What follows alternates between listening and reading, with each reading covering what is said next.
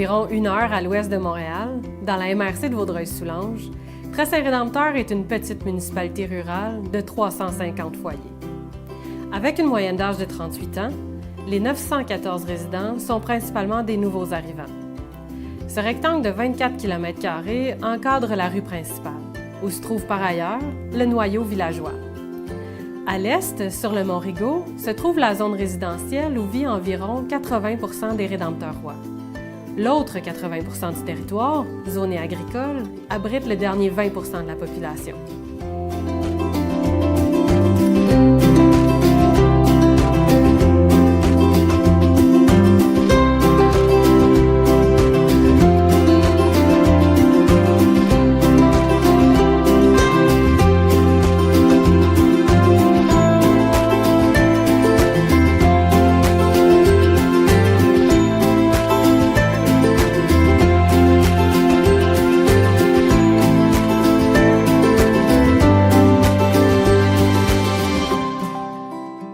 La communauté Tressé-Rédempteur est très influencée par ce contexte périurbain. Pendant plusieurs années, la municipalité a connu une diminution de la population, une diminution des services, la fermeture de l'école, l'église est de moins en moins occupée. Et là, tout d'un coup, on a une croissance de la population. Donc maintenant, le défi, c'est comment réussir à répondre à ces besoins-là, à ces nouveaux besoins, ces nouveaux défis, et bien sûr, à essayer de développer l'appartenance et pouvoir ensuite essayer de créer des maillages entre la communauté. L'avenue que Vaudreuil-Soulanges doit prendre au niveau rural, c'est bien sûr la complémentarité, mais aussi se distinguer. Donc, être complémentaire à ce qu'il y a autour, il y en a beaucoup, que ce soit les milieux urbains au sein de Vaudreuil-Soulanges, que la pression de la métropole montréalaise, ils doivent être complémentaires, essayer de se démarquer, faire valoir son côté champêtre, faire valoir ses paysages, faire valoir ses avantages d'y habiter, mais aussi essayer de trouver des façons d'y parvenir originales. Donc, ce que ça demande pour les communautés rurales, c'est d'essayer d'avoir une petite touche supplémentaire, une innovation un peu plus pour concilier les besoins de la communauté, mais ça dans un ensemble de forces, d'attractions qui viennent autour. Donc ça demande la participation citoyenne, la participation des acteurs du milieu et aussi avoir un bon groupe de personnes qui est prêt à travailler pour concilier justement les opinions, les besoins et bien sûr les forces de chacun.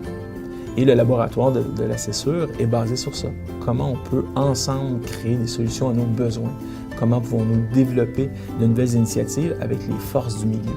Donc ça veut dire bien se connaître qu'est-ce qu'on peut apporter et aussi savoir comment le développer. Et ça, c'est une expertise qui a été développée par Cessure et que maintenant, avec le laboratoire et la sociocratie, on essaie de le personnaliser ou du moins d'amener cette procédure-là, cette démarche-là à un autre niveau.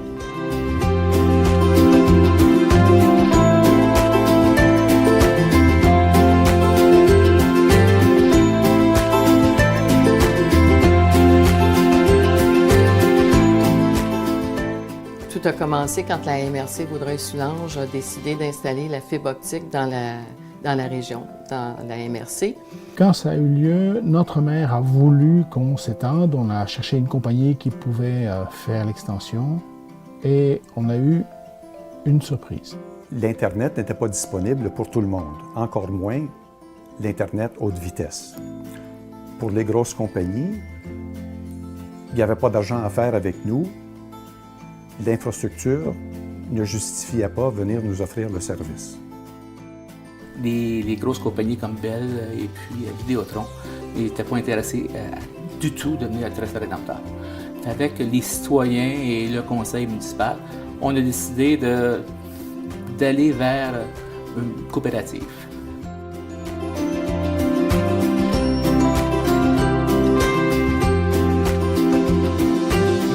La coop Cessure, en fait, elle est née ici, elle est née derrière moi, dans cette grange, à ce bar. En fait, c'est arrivé après une consultation publique qui a eu lieu ici à Tressé-Rédempteur, à la salle municipale. Et parmi nous, nous avons Normand Molland, qui est un scientifique assez original dans notre village, qui, comme ça, on se connaissait à peine, à la sortie de la réunion, a dit « Mais pourquoi qu'on ne le ferait pas nous-mêmes » J'ai dit, écoutez, moi je sais comment le faire. Mettons-nous ensemble, on va faire une coopérative et on va réussir ça sans eux, sans les compagnies. Et là, il y a Benoît Guichard, Alice Couette, Guy Guénette qui ont dit « OK, si tu fonces, on fonce avec toi. On était surpris, tout ça, puis on s'est dit, ça vaut la peine. On s'est retrouvés, donc, dans la soirée, dans la grange chez Benoît, à parler de tout ça. Et puis l'idée a fait son chemin. Et donc, nous avons décidé de partir la coopérative à cet endroit-là, avec le courage de l'inconscience, évidemment sans se douter du tout de tous les écueils qui nous attendaient et des problèmes qu'on aurait à affronter.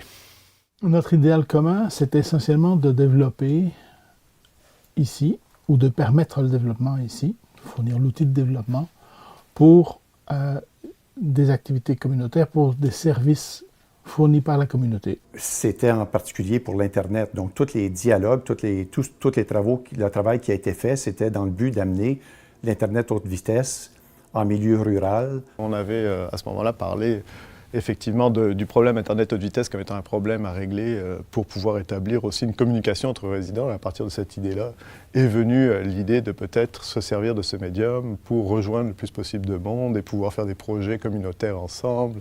Et là, la machine à idées était partie.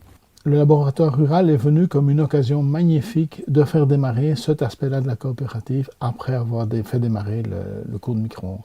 On s'est dit, fournir l'Internet par micro-ondes, c'était le premier but pour avoir une source de revenus essentiellement. Donc en fait, c'était le premier jalon pour créer une communauté beaucoup plus rassemblée, solidaire, en communication constante et ainsi de suite. C'est ça, en offrant différents services, qu'un service seul ne pouvait pas fonctionner, mais si on en mettait plusieurs, à ce moment-là, il se formerait un genre de synergie et ça pourrait être viable. Puis c'est probablement ça qui m'a retenu ici. Là, je voyais qu'il y avait un potentiel à Tressé-Rédempteur. Il y avait beaucoup de gens sympathiques qui voulaient s'impliquer, qui voulaient changer des choses, améliorer des choses. Depuis ses débuts en 2006, la coop Cessure loue de la municipalité un espace de bureau dans le centre communautaire et y a fait ériger, à l'extérieur, sa toute première tour.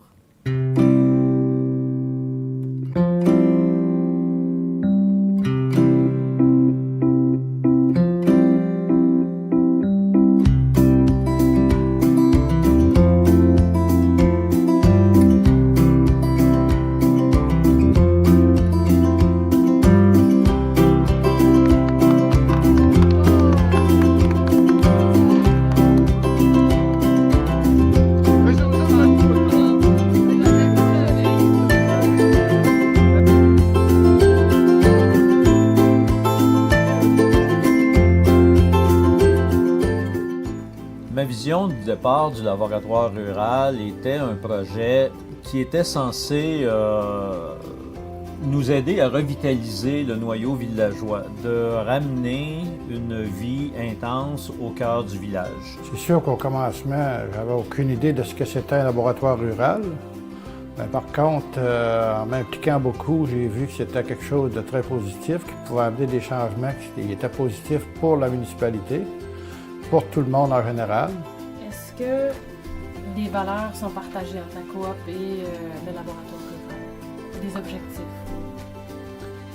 Je n'aime pas trop le mot valeur, mais des objectifs communs au laboratoire rural et à la coopérative. J'ai envie de dire oui essentiellement, mais le laboratoire rural, je le vois comme un bras de la coopérative. Bon, par la suite, c'est sûr, comme dans tout ce genre d'entreprise communautaire et qui fonctionne sur le bénévolat, ces forces-là s'épuisent aussi. On n'avait pas les ressources pour le faire. Il fallait que je trouve des gens qui adhéraient à cette idée-là pour mener à bien ce projet-là. Il y avait des dettes par-dessus les oreilles, il fallait qu'on réponde aux besoins, à tous les problèmes techniques que l'implantation dans un territoire aussi difficile que les entreprises privées ne voulaient pas faire et que nous, on essayait de relever comme défi.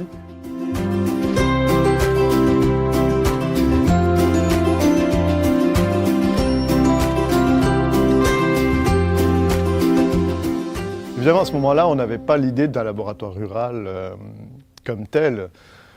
On voulait tranquillement faire du développement citoyen, on voulait créer une espèce de synergie qui permettait d'inventer, de réinventer notre façon de se gouverner nous-mêmes à l'intérieur de la communauté, ou plutôt d'être l'initiateur de projets que la communauté ne pouvait pas se payer autrement que par le volontariat et le bénévolat. Et puis le laboratoire rural est venu de l'ISCWE qui a trouvé ce programme qui était donc offert par le MAMRO à l'époque et qui permettait d'expérimenter des nouvelles méthodes en ruralité. Alors nous, ça nous a tout de suite interpellés parce qu'on s'est dit, tiens, voilà, on veut dans le fond nous créer une nouvelle façon d'être des promoteurs citoyens de projets collectifs, de promouvoir la solidarité et la démocratie, si on veut, participative au plus possible. Le premier levier, c'est évidemment que le ministère a été intéressé dès la première occasion, dès notre première candidature. On s'est fait dire, OK, c'était une excellente candidature, mais... On n'avait pas de méthode comme telle. On voulait expérimenter quelque chose pour, dans le fond, trouver notre propre méthode. On nous a dit, écoutez, c'est intéressant, mais reformulez un peu votre demande de façon à ce que les objectifs soient plus clairs. Et puis, troisième tentative, coup de génie, impliquer la sociocratie là-dedans. C'est vraiment un trait de génie. D'abord parce que la méthode est excellente. La sociocratie est une excellente méthode pour faire ce genre de travail, c'est-à-dire amener les gens à travailler entre eux plutôt que les uns contre les autres. Et deuxièmement, on proposait quelque chose qui n'avait jamais été testé auparavant, c'est-à-dire l'usage de cette méthode de discussion, de mise en commun d'efforts, pour progresser, gérer, disons, la revitalisation ou la réactivation de la vie communautaire dans une municipalité. On a présenté ça et là, ça a démarré. Le ministère a été enchanté par l'idée de sociocratie. C'est une forme de prise de décision par consentement, donc ça nous semblait être très éclairant pour nous et surtout très structuré. Ça avait déjà été employé, expérimenté depuis une quarantaine d'années en Europe. Il y avait des gens qui faisaient l'implantation de la sociocratie important au Québec. Donc on s'est renseigné, on a découvert Sociogest et on s'est associé à eux. Et c'est comme ça qu'on a eu la fameuse demande de laboratoire rural. Donc qui au départ était pour expérimenter une méthode de gouvernance communautaire sur le mode d'une démocratie participative par consentement. Très compliqué, tout ça, finalement, la méthode, la sociocratie nous permettait de l'expérimenter et de voir comment elle pouvait s'implanter dans un milieu comme le nôtre. Et on était certain par le mode de sociocratie, de la façon que c'était mené, que chacun pourrait avoir son droit de parole. Pour nous, c'était une façon d'aller chercher les gens, les bénévoles, et surtout aussi de les motiver, puis pour qu'ils se sentent vraiment partie intégrante de tout ce grand projet-là. Après avoir entendu parler les gens entourant le laboratoire rural Mon rêve, mon village, de la façon dont ils ont vécu la sociocratie, j'ai décidé de me rendre à Mascouche, à la maison de théâtre Côte à Côte. Là-bas, ils ont testé et implanté avec succès la sociocratie au cours des 6 dernières années. Se sont d'ailleurs beaucoup intéressés à notre cheminement. Les ateliers artistiques Côte à Côte, c'est une entreprise qui existe depuis 1991.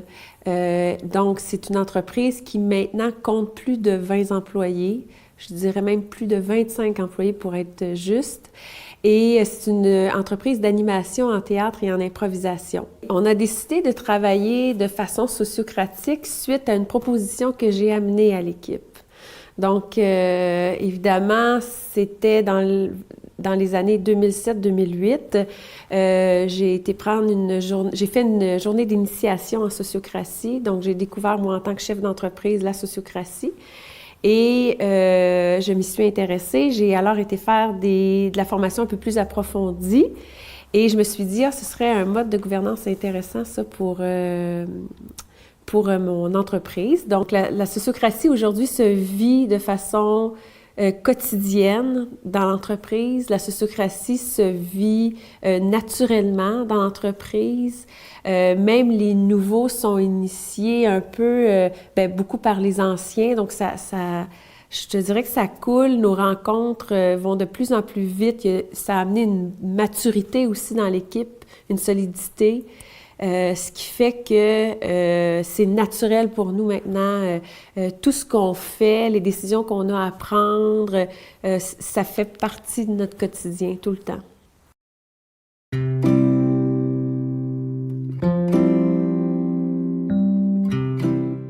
La sociocratie, ça repose sur 3 principes qu'on retrouve dans l'organisation des systèmes qui s'autorégulent. Le premier principe, on va l'appeler le principe d'équivalence. Je vous donne un exemple dans le monde mécanique. Si vous prenez une montre, par exemple, ben, n'importe quel petit engrenage dans la montre va avoir le même pouvoir, parce que s'il brise, il arrête la montre. Ils ont tous le même pouvoir, un pouvoir équivalent. Le deuxième principe, le principe de la hiérarchie, c'est que une organisation, elle n'est pas isolée de son environnement. Il y a toujours un principe supérieur qui la dirige. Par exemple, quand on est dans un groupe, c'est pas juste les relations entre nous là, qui forment le groupe. On a besoin d'un principe supérieur, d'une énergie extérieure qui va tenir le groupe. On appelle ça la vision du groupe, l'objectif, le but, etc. Donc, c'est important, cette hiérarchie-là. Plus on monte dans une organisation, plus les buts sont plus larges, si on veut. Puis le troisième principe, c'est celui d'être ouvert au feedback de l'environnement. Un organisme qui n'est pas ouvert au feedback de son environnement, bien, ne s'adapte pas. Donc, les organismes vivants s'adaptent. Donc, ces trois principes-là qui sous-tendent la sociocratie. Et de ces trois principes-là, on a dérivé 4 règles de management qui vont structurer différemment l'organisation. La première règle, le consentement. Pourquoi le consentement? Pour rétablir la relation d'équivalence entre les membres d'une équipe ou d'une organisation. Les autres modes de prise de décision qui sont, par exemple, le mode autocratique, une personne qui décide, ben, on est dans une relation de domination. En démocratie, ben, c'est la domination de la majorité. En sociocratie, on veut ni la domination de la majorité, ni la domination d'une personne. On veut pas de domination. Donc, on va changer le mode de prise de décision et on ne demandera pas aux gens de voter, on ne leur demandera pas s'ils sont d'accord, on va leur demander « Avez-vous des objections? » Et on va traiter ces objections jusqu'à ce qu'il n'y ait plus d'objections. Ce qu'on appelle la règle du consentement. La deuxième règle, c'est le lieu de prise de décision. Dans nos structures traditionnelles, on fonctionne dans des structures hiérarchiques. Ce sont des structures d'exécution. Mais si on essaie de prendre nos décisions dans la structure d'exécution, dans la pyramide classique, ben, c'est une organisation où le pouvoir est plus grand, plus on monte dans la structure. Donc, on n'est pas dans une relation d'équivalence. On va créer ce lieu-là, on va appeler le cercle, qui va se superposer par-dessus la structure pyramidale classique. Mais dans le cercle, quand les gens vont venir dans le cercle, c'est pour prendre des décisions. Quand ils seront dans la structure d'exécution, ce sera pour les exécuter. Donc, on aura des lieux distincts pour l'exécution et pour la prise de décision. La troisième règle, c'est la règle du double lien. Dans la nature, les liens entre les différentes parties, les différentes composantes d'un système, ils sont multiples. Alors que dans notre pyramide classique, c'est le chef qui fait le lien entre les deux, en haut et en bas, l'équipe de son patron, puis son équipe. Donc, on a un seul lien. Ça manque un peu de possibilité, finalement, de feedback. Donc, on va nommer une seconde personne dans le cercle inférieur qui va venir siéger avec le chef dans l'unité supérieure, dans le cercle supérieur. Ce qu'on appelle le second lien. Donc, on voit qu'il y a 2 liens entre les niveaux hiérarchiques. Comme ça, finalement, la communication va descendre, mais elle va aussi remonter. Et la quatrième règle, c'est l'élection sans candidat, c'est-à-dire que les membres d'un cercle, que ce soit les officiers de cercle, c'est-à-dire l'animateur, le secrétaire, le second lien, ils sont élus sur la base du consentement. Mais pas seulement ces gens-là, aussi les gens dans la structure, dans les fonctions qu'ils vont occuper dans l'organisation. À tous les 2 ans, le cercle se réunit pour réaffecter les gens dans les fonctions. Et ça se fait sur la base du consentement du cercle.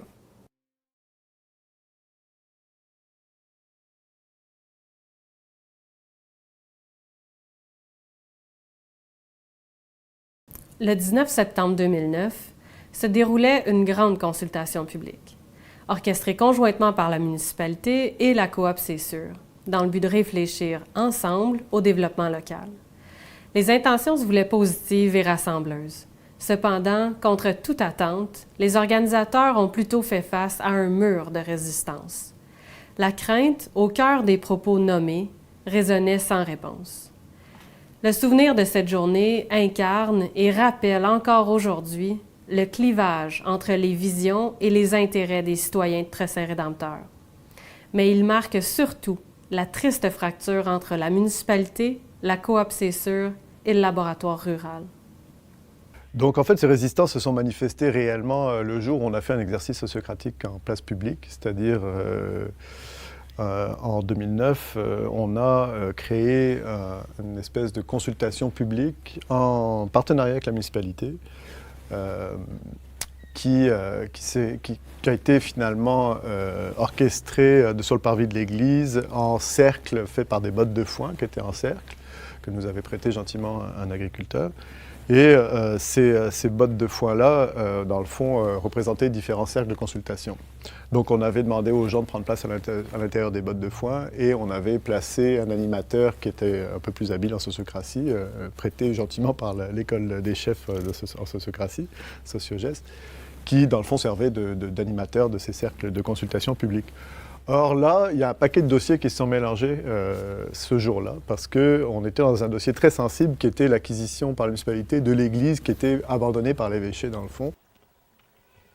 Je souhaite votre opinion et vos avis de nous aider dans notre réflexion pour les prochains mois à venir et les prochaines années. Comme vous savez, en 2010, on a acheté l'église et le presbytère de la municipalité. Et avec la rentrée du laboratoire rural, les citoyens ont peut-être pas compris. Et puis, je pense que je peux prendre un peu de blâme là-dedans pour expliquer exactement c'était quoi le laboratoire rural et c'était quoi son rôle. Fait qu'il y a eu un mélange et puis ça a été, comme je vous dis, la demande de référendum pour l'achat. Mais l'achat était déjà fait. On avait déjà fait, comme on dit, des promesses d'achat. Fait que on n'a pas été capable d'aller chercher tout ce que l'information qu'on voulait donner. Et puis c'est là que la municipalité a fallu prendre une distance. Le dossier était sensible parce que la perception des citoyens était étrange à ce niveau-là, en se demandant qu'est-ce que vous voulez faire de l'Église, est-ce que c'est nos taxes qui vont payer ça, est-ce que tout le monde a toujours peur évidemment que les taxes augmentent. Ce n'est pas du tout le cas. L'idée, c'était, bon voilà, ce bâtiment nous appartient. Est-ce que c'est normal que l'évêché le vende, surtout que c'est attaché au cimetière dans lequel il y a toutes les tombes et les concessions qu'il faut continuer à entretenir. Enfin, c'est un dossier très sensible et qui a créé beaucoup de confusion dans la tête des citoyens et qui a tout à fait, je crois, soulevé beaucoup de peur et d'angoisse. C'était vraiment le terroir même de la place là, qui était en jeu, les origines, le patrimoine. Finalement, on s'est engagé dans un faux débat, à mon point de vue, un débat plutôt politique, alors qu'on voulait vraiment travailler juste sur l'aspect développement local, quoi. Quand le laboratoire rural est arrivé, nous, on était très heureux de le communiquer. On a fait ça en grand. La municipalité s'est jointe à nous aussi à l'intérieur de ces communications-là. Et c'est là qu'il y a eu, peut-être dans la communication, j'en prends le blâme, ça n'a peut-être pas été fait de façon assez claire, une forme de confusion qui est née dans l'esprit des citoyens et qu'ont vu se mélanger d'un côté les intérêts de la coop et ceux de la municipalité et des élus. Et là, on a découvert que finalement, on touchait une fibre sensible, le pouvoir. Et on a découvert aussi plus tard que finalement, la légitimité de la coopérative pour travailler directement avec les citoyens, on ne l'avait pas tout à fait. Parce que finalement, c'est les élus qui ont ce mandat-là. Avez-vous rencontré des freins aussi qui vous ont demandé en fait, qui vous ont permis de faire des apprentissages? Bien, les grands freins, bien sûr, c'est cette tentation d'aller se battre, d'aller prouver qu'on a une méthode fantastique à d'autres. Bien, il y a eu l'erreur qu'on a commise au début, l'erreur flagrante d'essayer d'embarquer tout le monde dans un mouvement sociocratique sans avoir d'abord expliqué et sans avoir transformé ça en un jeu agréable pour le monde. Parce que c'est la seule façon d'apprendre. On n'a qu'à voir, les enfants apprennent par le jeu, les adultes aussi. Ils ne le savent plus, c'est tout. Mais si on avait réussi à transformer ça en une opération ludique, en quelques fêtes là, qui se suivent à quelques semaines de distance, tout le monde aurait embarqué beaucoup plus facilement. C'est pas ça qu'on a fait. On a essayé d'avoir l'air sérieux et tout, c'était une gaffe. On a essayé de présenter ça tout d'un coup, c'était une deuxième gaffe encore beaucoup plus grosse que la première. C'est comme si on avait pris pour acquis que la population adhérait à ce projet-là, que on était tellement là-dedans depuis tellement de temps. On était comme une locomotive, on ne s'est pas assuré que les gens suivaient en arrière. On a voulu démarrer à toute vitesse et on a voulu démarrer en montrant la sociocratie à tout le monde, en faisant faire une expérience à tous les citoyens de la municipalité. Et ça, ben, ils n'avaient pas été préparés. Ils n'avaient pas été préparés. Nous n'étions pas préparés, il faut être honnête aussi. On n'avait pas, nous, étudié comment le faire. Ça a été bâclé. On a démarré plein gaz. Beaucoup d'enthousiasme, mais peu de cohérence dans le travail. Et le résultat est que les gens ont eu l'impression, dans la municipalité, de se faire manipuler. Oui, c'est sûr que quand Mon Rêve, Mon Village a commencé, c'était très mal vu par les citoyens. C'était négatif. Il n'y avait rien de positif. Le monde, il voyait ça comme un danger, que tout se transforme en une grosse municipalité, une grosse ville. On a eu des problématiques, le laboratoire, il ne faut pas se le cacher. Il y a eu de la mauvaise information et il y a eu de la désinformation. J'ai senti une disponibilité évidente de la part des citoyens, mais du côté municipal, ça a été beaucoup plus ardu.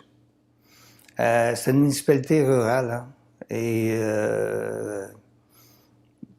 ses représentants, finalement, étaient plutôt du camp du statu quo. Et la municipalité s'est vraiment dissociée du laboratoire rural, de la coop à ce moment-là.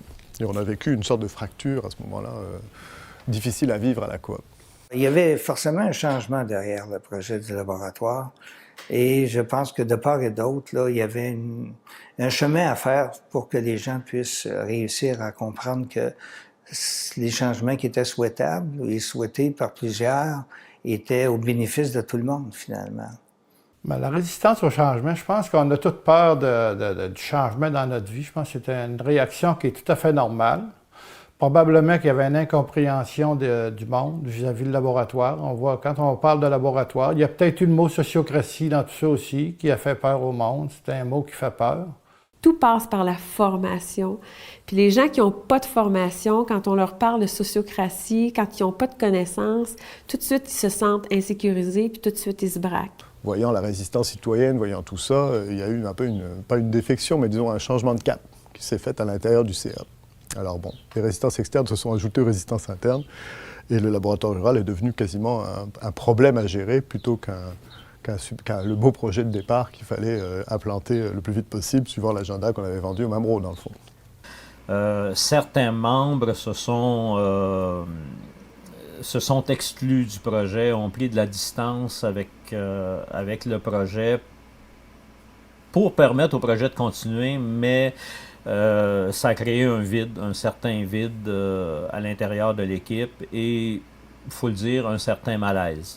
Certains membres ont démissionné dans le but d'apaiser les tensions et de changer le regard négatif porté vers la coop. C'était très lourd. La fragilité de l'organisation naissante, les visions divergentes et le manque de temps pour gérer d'un côté les opérations en plein essor et de l'autre les résistances a causé beaucoup de malaise au sein de la coop, c'est sûr, et du laboratoire rural. Suite à ces bouleversements, le projet initial de Mon Rêve, Mon Village a dû être réaligné. Et les actions prises ont dû être plus discrètes. Le dynamisme local, voire même régional, a tout de même beaucoup grandi avec les projets qui ont émané du laboratoire rural.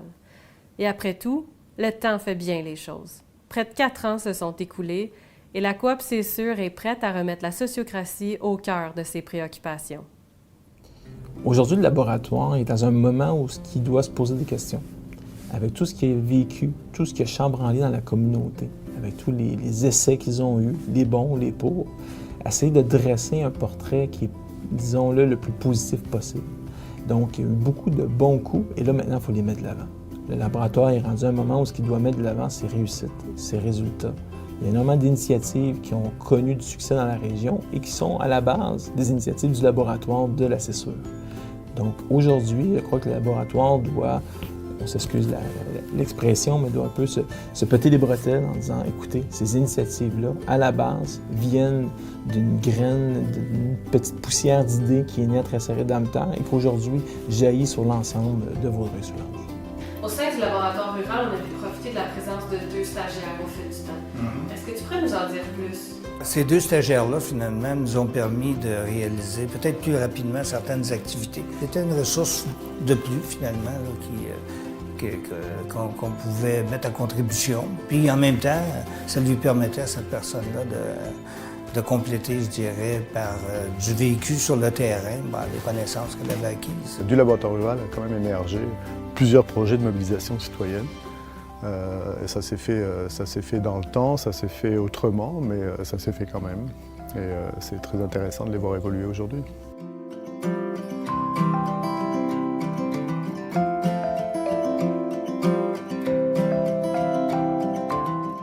C'est sur la télé, émane de la coop, c'est sûr. Les membres fondateurs se sont dit pourquoi pas faisons une télévision communautaire dans la région.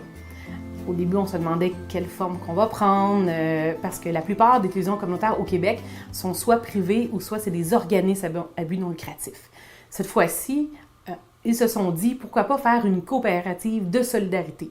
C'était l'idée de départ, c'était une première justement au Québec. Par exemple, l'un des projets qu'on a pu faire, c'était une soirée du hockey en direct faite par des jeunes de 5e et 6e année.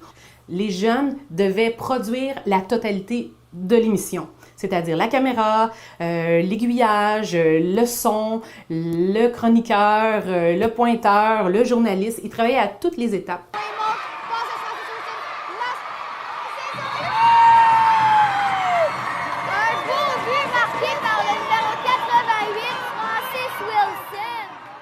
Et la vision de ça, bien sûr, c'était de permettre à toute la population de la région d'avoir accès à un média, à l'image du citoyen. Parce que c'est ça une télévision communautaire, c'est la voix du citoyen.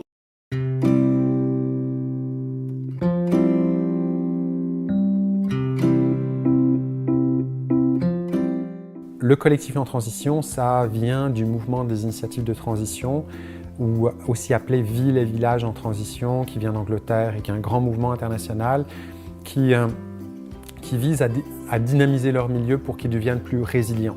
Nos objectifs, c'est de créer des événements rassembleurs, donc mettre les gens ensemble pour, premièrement, les sensibiliser, mais aussi pour reconstruire le tissu social. Comme par exemple des projections de films, des activités de discussion, des conférences, ce genre de choses, qui vont permettre de réunir des personnes qui sont intéressées par un ou plusieurs sujets et de faire en sorte que de là émerge une certaine cohésion, une certaine vision citoyenne et des projets citoyens. Comment est-ce qu'on va construire des milieux qui vont être résilients? Résilients dans le sens qu'ils vont être capables de résister à la crise qui est induite par on n'a plus de pétrole ou on a beaucoup moins de pétrole, les prix montent. Comment ils vont se réorganiser pour faire en sorte qu'un avenir avec moins de pétrole soit meilleur qu'un présent avec plein de pétrole? C'est ça un petit peu l'idée de base des initiatives de transition à travers le monde. Et donc comment ils font? C'est ce que j'expliquais tout à l'heure, c'est-à-dire qu'on va sensibiliser notre communauté sur des faits de société et ensuite on va dynamiser ce milieu-là pour que de la base naisse une vision de comment est-ce qu'on se voit dans 10, 15, 20 ans et quelles sont les étapes, c'est quoi les projets qu'on va mettre en œuvre pour créer une communauté riche, solidaire, joyeuse, etc., etc., etc., et qu'au final, c'est résilient.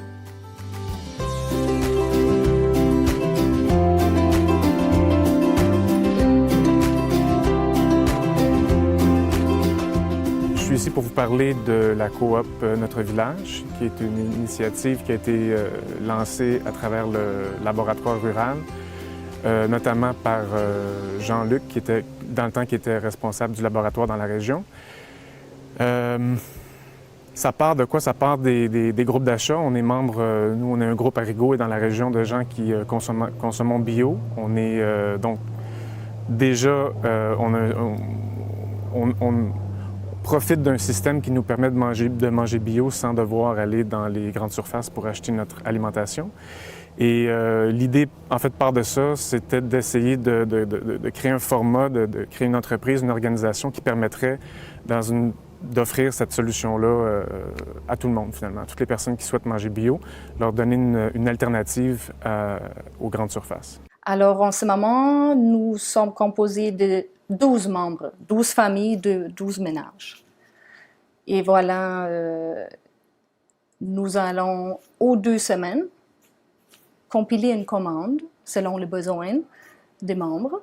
Nous allons passer la commande auprès des grossistes directement. Là, on parle de fruits et légumes, par exemple, mais on parle aussi de produits laitiers, de pain, de œufs, de produits de viande, de poissons. Une fois que la commande a été envoyée au grossiste, 2 semaines plus tard, on la reçoit ici, chez moi, à présent, dans le garage. Et ensuite, on partage alors entre nous ce qui a été commandé.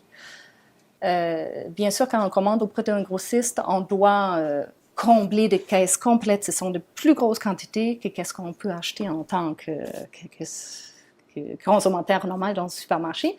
Donc, de là, l'idée de se rassembler en groupe pour pouvoir combler ces grosses quantités-là.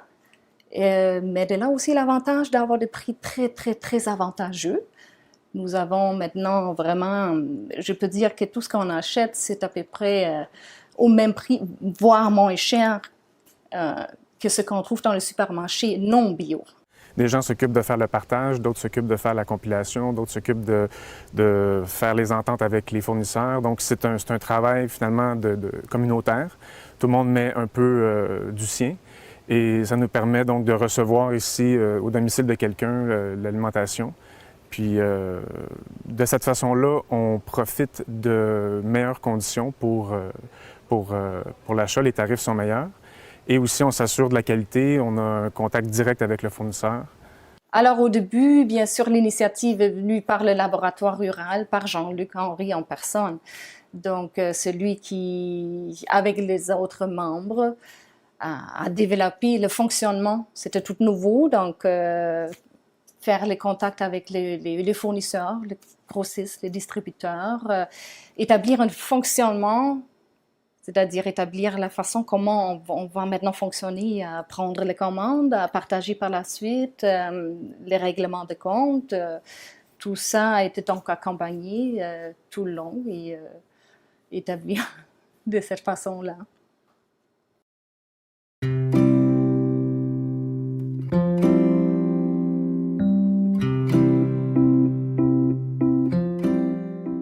Un système d'échange local, et le système d'échange local de Soulanges, c'est une sorte de monnaie complémentaire. Le but du CEL, c'est de partager des valeurs, de partager des services, des biens, sans utilisation de l'argent. Par exemple, moi, pour terminer ma galerie, je devais me débarrasser d'un tronc d'arbre. Et j'ai fait appel à quelqu'un qui, lui, avait l'expérience de couper des troncs d'arbres. Il est venu ici, tout à fait gratuitement. Et grâce à lui, son expertise, j'ai pu terminer ma galerie sans difficulté. Donc concrètement, on a un site internet dans lequel les membres ajoutent les offres, ce qu'ils sont capables d'offrir, ajoutent les demandes, et ça sert de lieu de comptabilisation en quelque sorte. C'est un système qui est basé sur des points, dont chaque point équivaut à 1 minute. Donc la personne vient, si ça lui prend 10 minutes, donc je lui donne 10 points. Cette personne-là utilise ces 10 points-là pour donner à une autre personne, pas nécessairement à moi. Le système d'échange local, c'est le même qui fonctionne. Contrairement au TRAC, que lui, c'est je donne à mon voisin et le voisin doit me donner quelque chose en échange qui est équivalent. On parle à nos voisins, on échange des valeurs, on échange du temps. Puis à la fin, c'est que tout le monde finit par se connaître. On renforce le tissu social.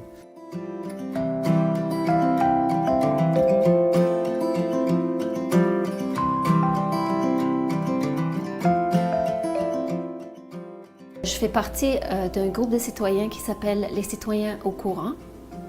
Ce groupe existe depuis le mois de janvier 2013, moment où on a commencé à se pencher sur la question de l'oléoduc qui passe dans notre village.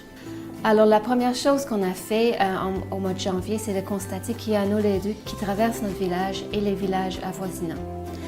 Et par le même temps qu'il n'y a personne qui est au courant de cet oléoduc, ni qu'il existe, ni qu'il y a de nouveaux projets qui vont changer le mandat de cet oléoduc de façon importante. Donc, nous avons décidé d'organiser un événement d'information, une information publique, qui a eu lieu à Sainte-Justine-de-Newton le 11 mars. Et nous avons publicisé cet événement grandement et il y a eu 200 citoyens qui sont venus, représentant 24 municipalités et beaucoup d'élus municipaux, des élus aussi provinciaux et fédéraux qui sont venus à cette soirée-là. Donc, c'était notre première mission, c'était d'informer la population qu'il y a quelque chose qui change chez eux. Cette goutte d'eau, ça représente l'importance de l'eau propre. Ici, à Très-Saint-Rédempteur et à Soulanges en général, on boit de l'eau souterraine. Il y a 60% de la population de Soulanges qui boit de l'eau souterraine et à Très-Saint-Rédempteur, 100% des habitants. Ça veut dire que s'il y a une micro-fuite de cet oléoduc ou une grosse fuite, c'est notre eau qu'on ne pourra pas boire. Toutes ces initiatives citoyennes qui ont été soutenues par le laboratoire rural sont maintenant indépendantes et autonomes. Par la suite, dans le but de poursuivre la vision du projet initial, la Coop C'est Sûr a dû modifier sa charte pour devenir une coopérative multiservices et ainsi permettre l'intégration de nouveaux services coopératifs. On a regardé différentes formules, toujours en maintenant l'exigence qu'on s'était donnée, à savoir que ça demeure une coopérative. Alors, on a regardé les formules de fédération coopérative pour être capable de développer différents secteurs d'activité au-delà du service Internet, pour finalement arrêter notre choix sur ce qui nous semblait le plus réalisable rapidement, c'est-à-dire d'avoir une seule coopérative avec différentes branches, si on veut, ou différents secteurs d'activité, comme celui d'Internet haute vitesse. Alors, et donc, depuis ce temps-là, on a déjà greffé une deuxième branche, si on veut, qui concerne l'alimentation et éventuellement, il y en aura d'autres. Avec le nouveau statut de la Coop C'est Sûr le marché, un service d'alimentation écologique et local, s'ajoute maintenant au service Internet et devient donc la deuxième branche d'activité à se greffer à la coopérative.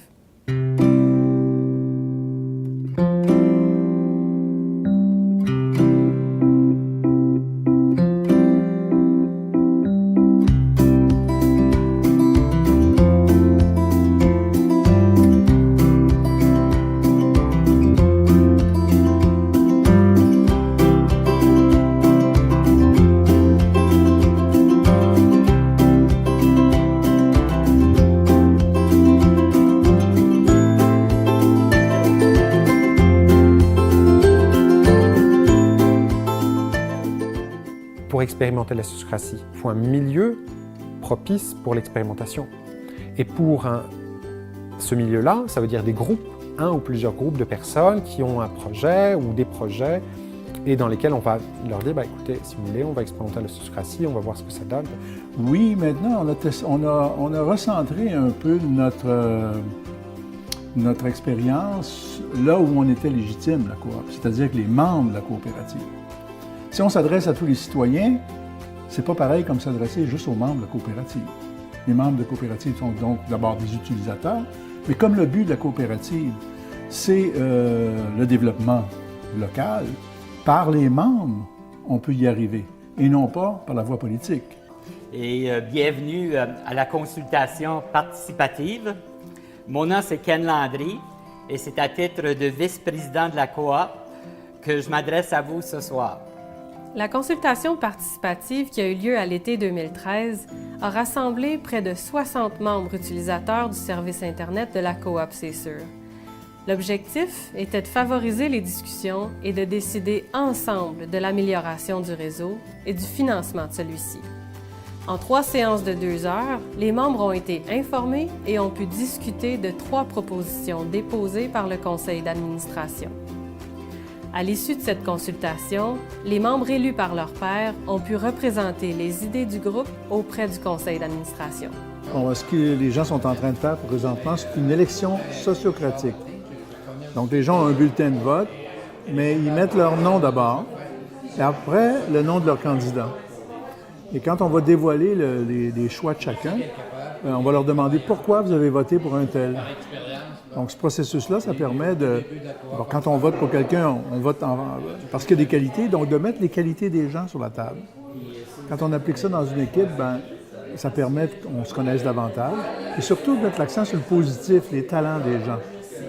Et puis, donc, ça bâtit l'esprit d'équipe, etc. C'est ce qu'ils sont en train de faire présentement. Puis, pour une fois, on leur donne l'occasion de participer, en fait, à résoudre des problèmes, puis je pense que c'est bien reçu. La personne, elle se sent directement impliquée dans le processus, puis elle entend des choses, des gens qui sont étrangers, qui viennent lui dire qu'ils ont saisi en quelques minutes, juste à écouter, à sentir comment ces gens-là s'expriment. Puis ça leur donne confiance dans le processus. Puis quand les gens votent pour eux, bien, on sent vraiment qu'ils sont touchés par ça. Et puis d'être écoutés autour de la table, c'est vraiment intéressant comme processus parce que souvent on dit nos opinions, mais on n'est pas toujours écouté dans la vie. Donc c'est ce que je trouvais le plus intéressant. Comment est-ce que vous vous sentez maintenant par rapport à ce que vous avez vécu ce soir? Franchement, un peu frustré, mais je sais qu'on commence et je sais que ça va devenir mieux. Tous les participants à ce document ont énormément appris de cette expérience et souhaiteraient partager quelques-unes de leurs réflexions. Mon conseil, ce que je donnerais à des projets ou des groupes de personnes qui souhaitent partir un projet similaire ou dynamiser leur milieu ou expérimenter la sociocratie ou utiliser la sociocratie pour dynamiser leur milieu, c'est n'hésitez pas à expérimenter, n'hésitez pas à essayer, poser des pas, des actions concrètes, petites, un pas à la fois, et d'avancer. Et on ne peut peut-être pas réaliser la vision que l'on rêve tout seul, mais collectivement, on va réaliser une vision phénoménale et formidable. Ben, moi, ce que j'aimerais dire au monde, dans le fond, c'est qu'il ne faut pas avoir peur du changement. Il faut en faire partie, sinon on en est la victime. Et je crois que les choses changent tout le temps, tout le temps. Et si on n'est pas nous-mêmes responsables de notre propre changement, il y a quelqu'un qui va s'en occuper malgré nous. Si des gens souhaitent vivre une expérience semblable à la nôtre, je leur conseillerais d'abord de regarder du côté de leur élu. Les élus en place, les élus municipaux ont une grande importance dans le processus de réalisation d'un projet comme celui-là qui touche la population, qui touche toutes les facettes de la vie municipale et communautaire. Et sans cet appui-là, il est très, très difficile de réaliser des choses. Il aurait fallu peut-être expliquer les rôles. La municipalité, c'est la municipalité. La coop, c'est la coop. Et le laboratoire rural, c'est le laboratoire rural. La communication, on n'en fera jamais assez. Puis c'est bien important, comme je disais, de garder les deux pieds sur terre tout le temps et de ne pas avoir non plus la pensée magique. Faut rêver, il y a le rêve, il y a le résultat, mais le plus important, c'est le chemin à parcourir. Puis il faut s'assurer tout le temps qu'on est sur le bon chemin. Il y avait en même temps une nouvelle méthode de prise de décision qui, elle, était totalement inconnue, et de nous, et des citoyens. Je crois que la sociocratie, elle fait peur. Pourquoi? Parce qu'elle demande aux gens de se responsabiliser. Elle demande aux gens d'être adultes, de prendre en compte et de faire partie des décisions. Ça responsabilise les gens. Ça leur dit, voilà, vous faites partie des solutions aussi, c'est à vous de les appliquer. Vous ne faites pas juste partie des gens qui soulèvent les problèmes, vous faites partie des gens qui ont des solutions à amener. Et nous, c'est ce qu'on espérait faire, ici, amener des solutions. Parce que des problèmes, il y en a plein partout. C'est facile de les nommer. Beaucoup plus difficile d'y répondre. Pour moi, pour mon expérience personnelle, j'ai grandi là-dedans. J'ai eu des conseils houleux. Et je me suis fait des amis. Et puis, j'ai perdu des amis. C'est le temps maintenant de s'asseoir ensemble puis d'évaluer ensemble. Sans se blâmer mutuellement, sans se juger. Je pense qu'il n'y a pas de coupable dans cette expérience-là.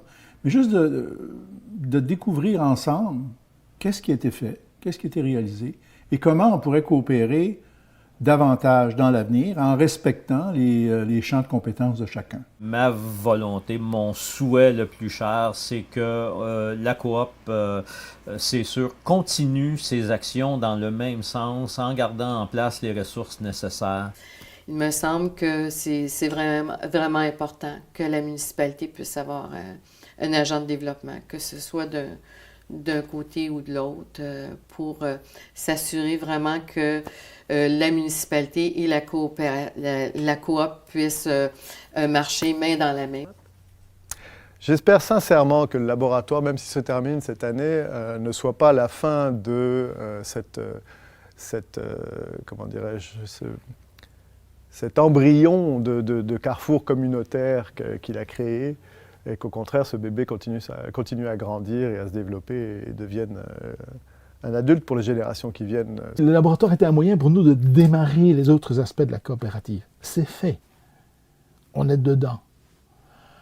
Alors, on a d'autres projets.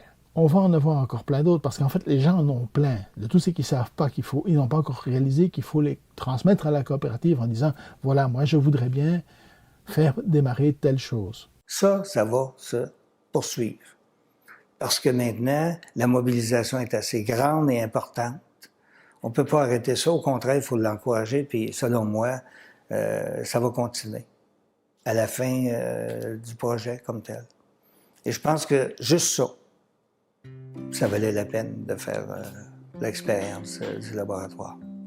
Vous savez, la meilleure façon de changer le monde, c'est en s'impliquant. C'est en s'impliquant qu'on fait évoluer les choses. Un laboratoire rural, un C'est sur la télé, une coopérative, c'est justement la chance à des gens, des citoyens de s'impliquer puis de faire évoluer les choses. Il ne faut pas avoir peur de se dévouer pour quelque chose, d'être bénévole. Les gens, on a besoin de bénévoles. Il ne faut pas avoir peur d'avoir une vision, d'avoir un rêve. Comme message, c'est ceci. C'est qu'ensemble, on peut réaliser un tas de choses qui sont impossibles à chacun de nous. On a tous l'impression d'être impuissants et tout seul. C'est vrai, on est impuissant et tout seul. Tant qu'on ne parle pas à son voisin. Quand on se met à parler à son voisin, quand on se met à lui dire « Écoute, tu as aussi besoin de ça, toi. Si on se mettait ensemble pour le faire, on crée des coopératives et on arrive à créer l'impensable, l'inimaginable, à faire bouger les montagnes. Parfois, on fait des choses dont tout le monde nous a dit au début que ça ne marcherait jamais. On l'a réussi pareil.